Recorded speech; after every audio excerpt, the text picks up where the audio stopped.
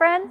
My name is Caitlin, and today we're going to learn what's new in Bill's backyard with Nature News. And one of our exciting things that we have in Bill's backyard is our observation beehive. When you visited the museum before, you might have noticed our other beehive over by Lupe the mammoth. But we wanted to give our visitors a chance to see what bees look like up close.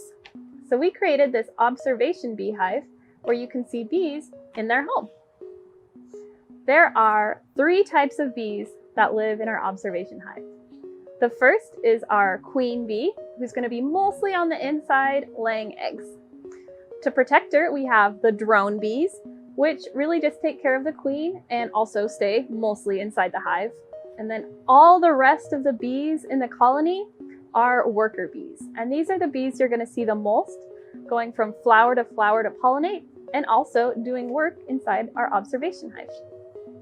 The process of moving small yellow grains, called pollen, from flower to flower is called pollination. To communicate where the best flowers are, bees actually use dancing to communicate. So they go back into the hive, they dance next to their bee friends to give directions to the best flowers, and then the bees go out through our metal tunnel, up through the clear tunnel, and up to our live roof to pollinate our native plants. And so, if you haven't had a chance to see our pollinator friends in our observation hive, be sure to come visit us in person. Bill's Backyard is now open to visitors, and you can check our website for more details. And don't worry, you don't need a full-on beekeeper's outfit to enjoy our observation hive.